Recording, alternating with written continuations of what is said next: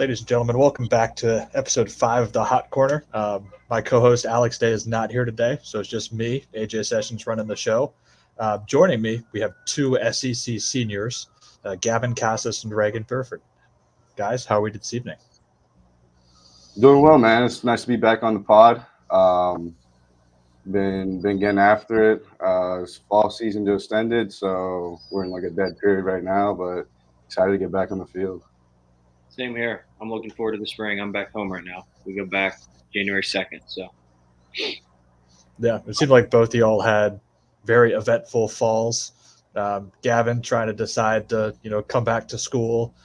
Reagan, you're announced as a team captain, which is an incredible honor, especially at a program like Ole Miss. How have the falls treated y'all, both, preparing for the upcoming season and maybe working on what you want to work on coming into the spring? Yeah, it was interesting. I got to have a full, healthy summer, so that was a huge part to what that went to the fall. I wanted to change some things, make some adjustments, and that time really allowed me to do so. And I was just very blessed to be healthy in order to do that.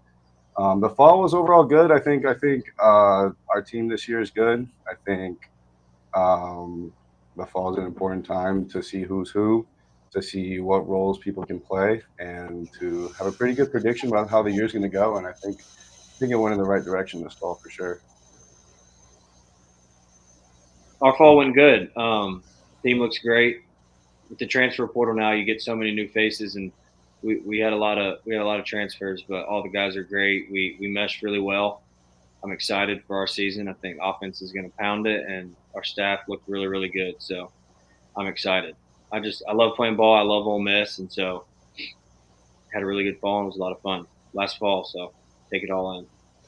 Yeah, and it seems like, the reports coming out of Ole Miss's camp is you've been tearing the cover off the ball all fall.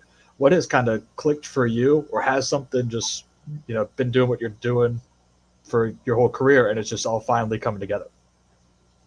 Um, I just really try. I'm going out and just playing hard. Like I said, it's my last fall ball at Ole Miss. I'm trying to give everything I can to this program. I love it to death, and really just simple things down. Not trying to do too much. Knowing who I am as a player, I'm not going to go out there and hit 25 homers. So just being older and the experience, knowing what my role is and how I can expand on that.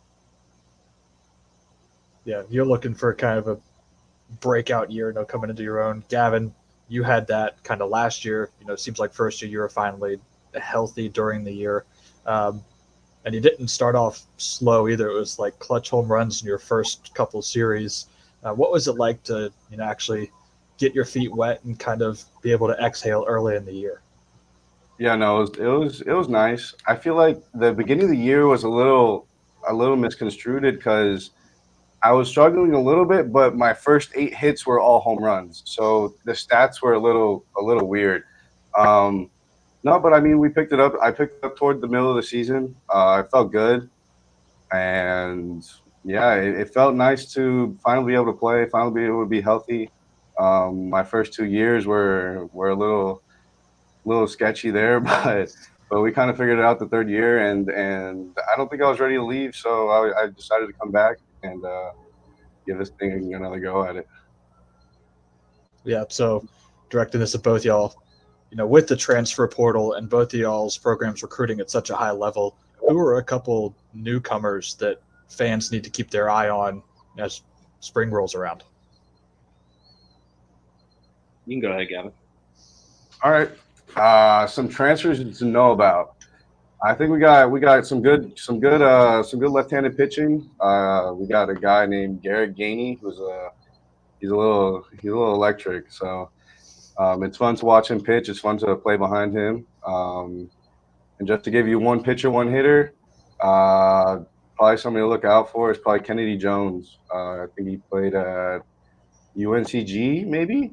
No, but no, he should put up numbers this year. I think so. So the two guys. We had a bunch of new faces on campus, and I think they're all going to play for us and have a significant role. But just, I mean, I could name Andrew Fisher from Duke, Luke Hill from Arizona, Jackson Ross. He's a fifth year from Florida Atlantic. He had a really good fall. Trayson Hughes in the outfield, and we got some pitchers: Kyler Carmack, Liam Doyle from Coastal. I'm missing some JUCO transfers, but they all really had good falls. I'm excited. I think they love Oxford. Oxford loves them. So it's gonna be fun.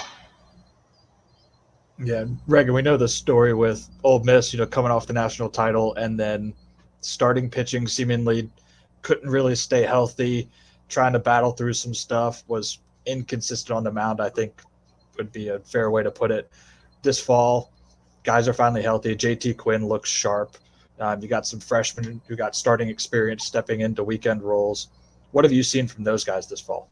Well, like last year, I think we were young. We were young, but a lot of the guys have really stepped into the next part of their careers. We like you said, JT, Grayson Saunier, some young guys like Wes Mendez. He's a freshman, and Xavier Rivas. They all made tremendous strides over the offseason. They all looked great, and I think as a pitching staff, we're going to have a way different year than we had last year.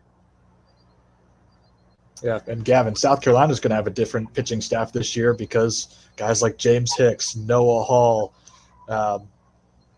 Will Sanders, all those guys move on, and you bring in guys who do have a starting experience like Matthew Becker, but there are question marks. Is he ready to step into a Friday or Saturday role that he's spot started in the past? How has that rotation looked for you as a hitter, and what have you seen from those guys this fall? Yeah, obviously it hurts. It hurts losing 5 guys to the draft, but no, I think we're gonna be all right. I think a big issue, or not issue, big what if for us last year was that a lot of our guys were right-handed, and all the balls were similar, like a lot of sinker ballers, a lot of 88 to 94 ish, like that range, and everything looked pretty similar. So this year, a big thing was to get a lot of guys with a lot of different balls. Yeah, but no, we added some left-handed guys. We added some right-handed guys. A lot of guys with ride, with sink. So it should be interesting. I think we got a good group of guys to make a run. I'm getting the scouting report right now from Gavin. I know, and we got a wide variety of things now. It's not just right-handed sinkers. Yeah, I do remember last year it was conversations, in the media for like Matthew Becker. What do you do with him? Because he's your one real lefty. And do you burn him as a starter and then have a bullpen and then have the rest of your weekend like, all right, we're just facing righties, or do you keep him in the pen just to face that one lefty the other team has? Yeah, it helps. It helps to have a few lefties in the pen that you can match up with guys just because of that same side matchup is so huge. Yeah, and then again, talked about the transfers coming in. Give us some freshmen who have just kind of jumped off the page or really established themselves on campus. Wes Mendez for us was a freshman that came in and really did well. He's a lefty, easy velocity. He's got a chance to be really good. He was one of the freshmen that did really well for us. We've got some other ones like Trenton Lyons. He's a utility player. He's going to grow into his player. Braden Randall, he's an infielder, lefty, can really pick it, can swing it, competitor. A lot of freshmen not scared coming in and just playing hard. So bright future for him. I was told to ask how Smithwick was doing this fall. Oh, and Smithwick. I mean, how do I miss him? I mean, he had a tremendous fall. Banged the cover off the ball and looks good behind the plate. So he's going to have a really, really good career. Yeah, for us, we're a pretty old team this year. So in order for a freshman to really make an impact, they're going to have to really step up. But some freshmen to watch, pitcher Tyler Pitzer, he's a good one. I think he'll get some innings for us this year. And just to give you one pitcher, one fielder, because I'm not going to go into all of them, but I'll go catcher Ryan Bakes. He showed flashes this fall, and I liked how he played. So he should be pretty exciting this year. Yeah, Gavin, with the offense being so experienced, I think from the starters last year, you lose Braylon Wimmer and Will McGillis. and every single position player who started is coming back this season outside of those two, and you replace them with experience. Will Tippett's going to be able to slide into short. You have options at second base who are experienced as well. What's the identity of the offense going to be? Is it going to be kind of the same cocky, we're going to swing and talk like last year, or is there going to be a little bit more of a different look? I feel like this is a whole new year. It's a whole new set of guys, but not really. We'll create our identity as the season plays out. Whether it's the big swings and talking trash or small ball, or we're pretty athletic as a lineup, and I think yeah, we can bang the ball, but we can also manufacture runs different ways. So our identity's not set. The year hasn't started, and I think it'll be interesting to see what Gamecock baseball brings this year. Yeah, Reagan is one of the captains for Ole Miss. What have you tried to create in the clubhouse with energy, with the message coming out of last season, coming into this season? Is it forget last year? Is it this is a new year? Remember who we are, remember what Ole Miss baseball is. What is the message that you have tried to give to the freshmen and new guys about Ole Miss?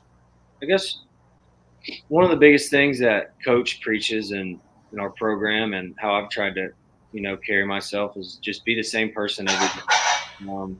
We don't forget last year. We don't act like it didn't happen. We use it to learn from it and to grow as a team. But I think, like our national championship year and last year, there's ups and downs to baseball. Baseball's a hard game. I think we would all agree for that. And so you're going to fail and you're going to succeed, but it's how do you respond to the failure? Can you push back? I mean, the SEC is a gauntlet.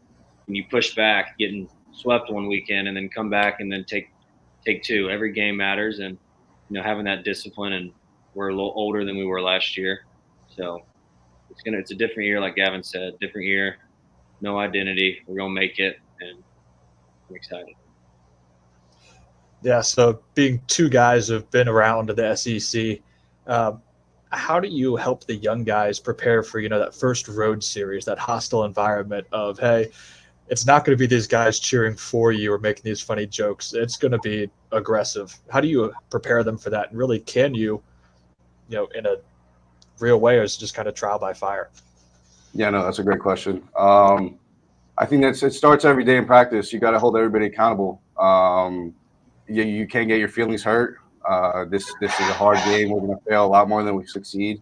And I think the most important thing is just holding everybody accountable and just giving your 100% every single rep.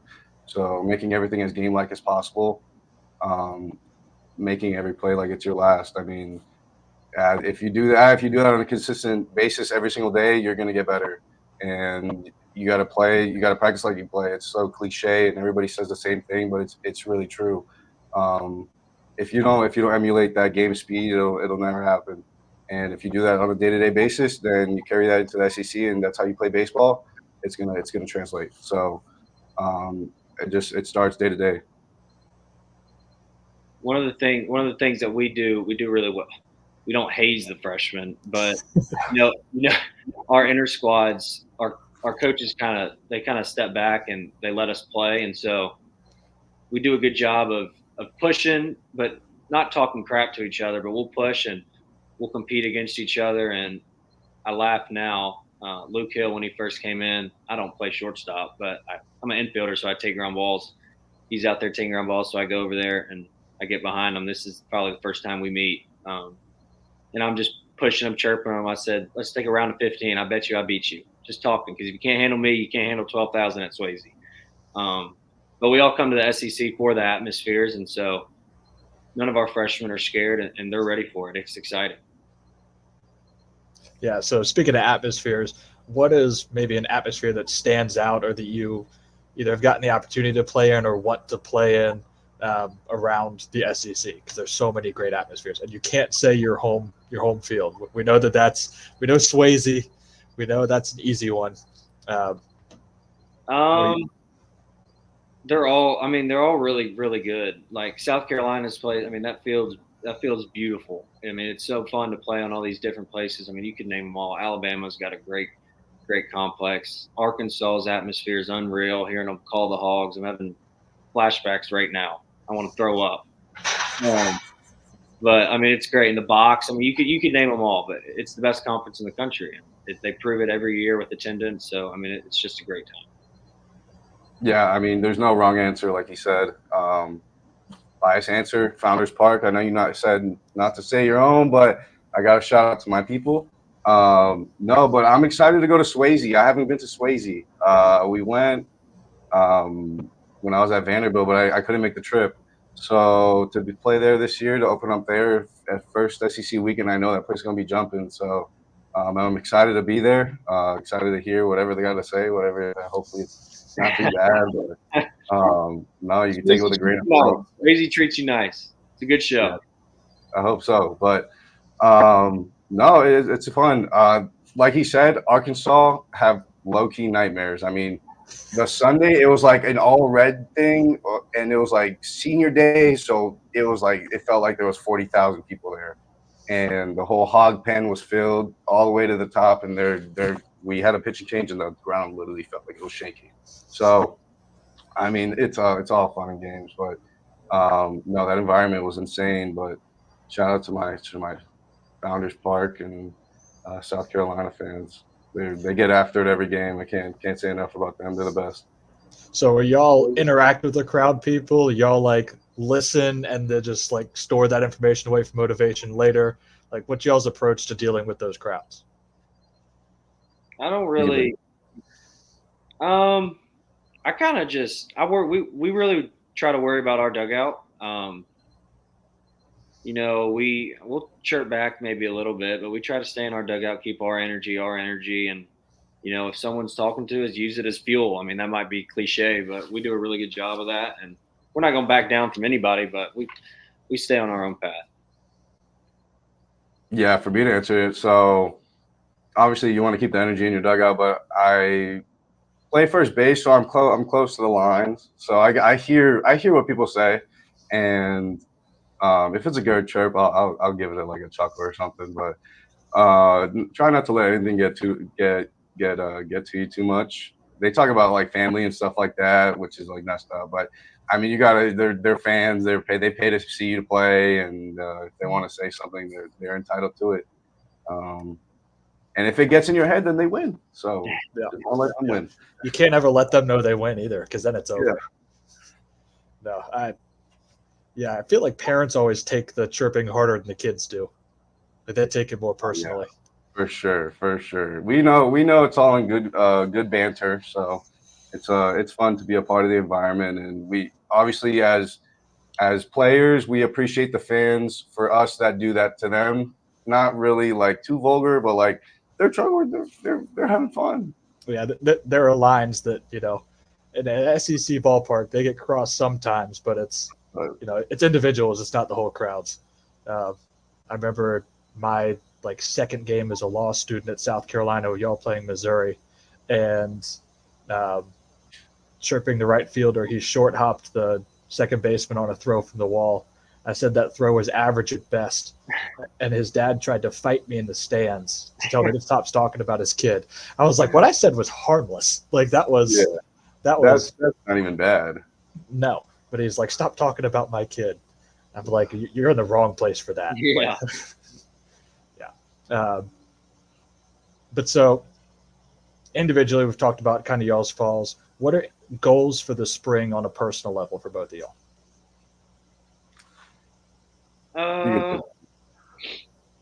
I mean, like I said, it's my last year. I mean, I'm just going to try to enjoy every moment that I can, play as hard as I can, and as hard as I can for the team, and that's all. I don't really want to get into too much detail about personal stuff, but I mean, love the game, and this is my last year, so I'm gonna give it everything.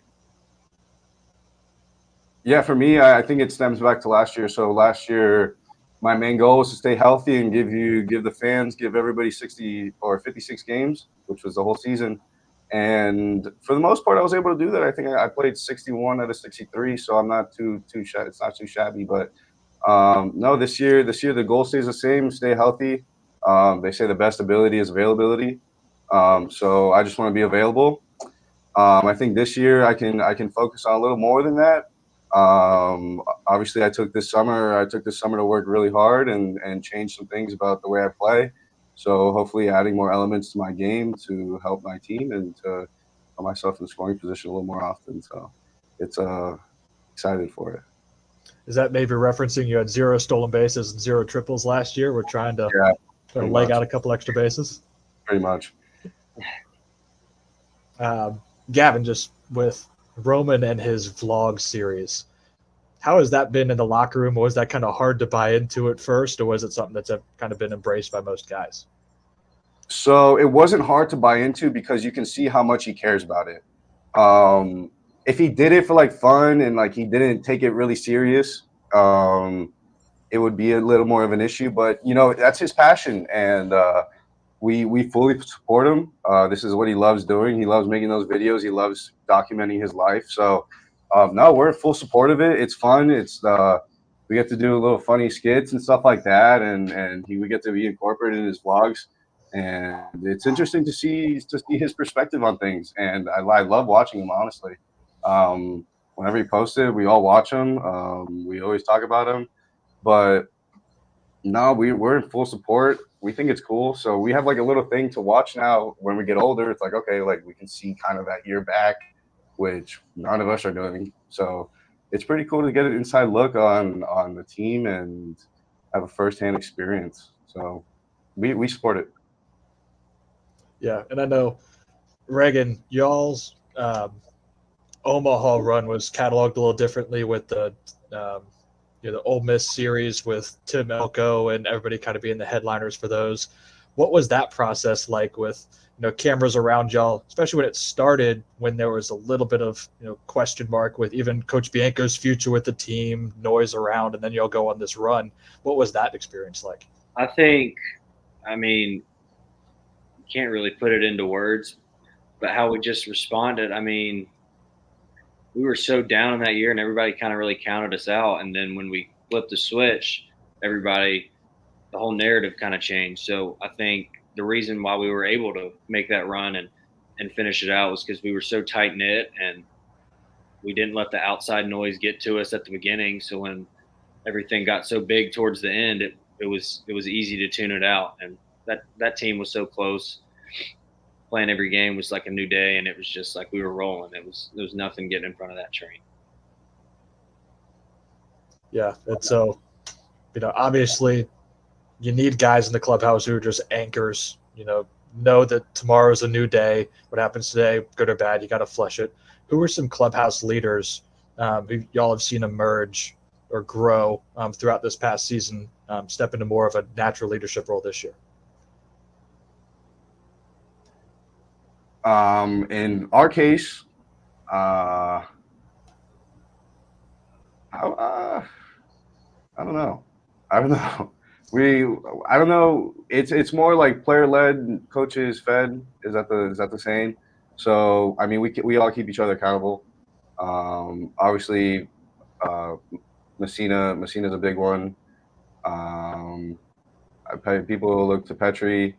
I think people look to me. I don't know, but no, it's a bunch of guys. We all respect each other, so there's not really like a captain role per se. But no, it's overall it's a great locker room. I mean, there's no hazing. Obviously, you got to get that out of the way. But for NCAA, no hazing. But no problems, and everybody really keeps their own. I feel like we keep freshmen accountable. Nobody really steps out of line, so it's there's no issues. We've got a lot. We got a lot of returners from last year, and some older guys that have been through the ringer and have had a lot of college at bats and know what to expect and have played a full season before and know that just because I went 0 for 4 today or 0 for 4 in the first 2 games of the series, my series isn't over. Like every at bat matters in that SEC. It doesn't matter if you're 1 for 10. If that one hit was able to help you win one game, you helped the team. So like Ethan Leger, Ethan Groff, Jackson Ross, myself, Mitch Morrell, I could name all the old guys that have that have done a really good job of, being role models for the younger guys and that are going to step up and have big roles this year. So. Yeah, you mentioned Ethan Leger and Ethan Groff. They had the opportunity, like Gavin, to go in the draft and put their hat in the ring, and they chose to come back. What does that mean to you to see those guys? They transferred in last year, and they're already fully bought into taking Ole Miss back to where they were before they even showed up on campus. Well, those are my two roommates, and I lived with Ethan Leger last year, and we've gotten really close. Love them both to death, though. And having them both back this year is huge. They were big pieces of our offense last year, and they're going to be big pieces of our offense this year. And like I said, just their experience. I mean, this is Ethan Groff's, I think, 17th season in the SEC, so he's gonna have some experience to him and some dog and some leadership. And along with Leger, he's had a lot of college at bats, and it's exciting. Two great talents, and I couldn't be happier that they're back. Love them to death as guys outside the field, but also having them on the field is big. Yeah. And Gavin, your reputation, even before you showed up to campus, was a guy who was a cage rat. He's in there all the time, grinding through something, just trying to basically become a professional hitter. When did that discipline start to basically just be able to grind off a tee or grind in a cage? And how have you seen it kind of evolve your approach to that, where it's more than just hitting balls, it's working on something for hours at a time? Right. I feel like I'm just so passionate about this game that I just can't get enough. So it's never a burden for me to go back to the field. It's never a burden for me to stay and hit extra. I don't ever want to do anything else. It's not like I don't really. I'm kind of a loner in a sense. Like I'm a very introverted person. So I like being alone. I like working alone. It's something that I find therapeutic. I find that I ruminate a lot more like that. Think about things, think about patterns, about everything, about how you move. And it's just something. It's something that I'm obviously very passionate about. This is what I want to do for the rest of my life. And I feel like if the day becomes a burden, then I should probably look to do other things. So yeah, I mean the monotony of this game is beautiful, and I love it. And you can put yourself in so many different situations and work on those situations that I love it. I can't say it enough. But no, that's where it comes from. I love doing it. This is what I want to do. Yeah, so this game will drive you crazy, and it does demand perfection, and that's impossible. And you can do everything right and still get out, and it's unreal. So there are times where you do need to unwind, from the game, decompress. What do y'all do to decompress off the field and away from the game? Well, this year we added something new. We started doing yoga once a week, and before we kind of all were like, yoga. I mean, really? But we all bought into it, and that was something that I took away from it. That has really helped me, is just breathing, the importance of breath, and settling down and being in the moment. And that was one thing that we all took a big kind of piece from, that I think will transfer into the season. Being able to one pitch at a time, step out, take a breath. Umpire makes a bad call, so what? I mean, can't do anything about it. It's this next pitch. So that's one thing big that kind of helped us this year. Yeah, I think a little issue for me is that I don't really have anything that I go do or anything other than baseball. But I mean, when I go home, I feel like I disconnect a little bit. I don't know. Whenever I'm in school, that's the only thing I can think about is baseball. But when I go home, I'm able to put that in the back burner and try to be an actual person. Hang out with some friends. We live by the water, so it's pretty accessible. We have like a boat, jet skis, so that's all fun. But no, I don't really do too much. I just, this is what I want to do. Yeah, with the game that is, you're destined to fail the majority of the time. It can get so frustrating. Gavin, I remember watching you from the press box. I believe it was either the first or second weekend. You either went 0 for 4, 0 for 5, and you came back after that last out, and you either hit yourself in the head with the helmet running down the tunnel or with the bat, and we could hear you from the press box down the tunnel. And then you come back the next game and hit a clutch home run. You bounce back literally the next day, big way. I think it was 3 home runs the next 2 games. How do y'all channel basically catalog the information you receive, but not hold on to the emotion, let it drag you down in future at bats or bring it out to the field? How do you push that away? Yeah, that's a great question. So I do remember that specific game you were talking about. I think I went 0 for 4 with 4K, so I had a nice golden sombrero, and I went back in the tunnel and I really let loose for a little bit, which felt nice. But I think that was my last at bat of the game, and we ended up winning, which Yep. was positive. And yeah, I let loose. It doesn't happen often. I feel like I'm pretty controlled, but obviously emotions get pent up in the game and the atmosphere and everybody and people yada yada whatever. But obviously you don't try to do that. And if it happens, you do it, you move on. But I think the most important thing is that you don't win or lose. You kind of like you either succeed or you learn. So you got to take what you did in the past at bats. You got to learn from them, whether it's how they pitched you or what your approach was or what you were trying to do. If you weren't committed to your plan, whatever it is, um, you got to know what it is. It can be external factors, so you can't control what the umpire calls. You can't control what the pitcher throws. You can't control if somebody's streaking on the field. You can't control if a bird, whatever it is. But you gotta control what you can control, and if the emotion comes out a little bit, that means you're a little passionate about this. You care a little bit. So I don't feel like it's a negative, but I don't think it's something you can't do all the time because you obviously this game has highs and lows. You gotta stay here. So you gotta find your best working altitude, and you gotta stay there. Yeah, I think that might be one of the big secrets of hitting because once you get to this level and obviously the next level, everybody has a swing built and everybody's extremely talented, and so and the SEC's hard.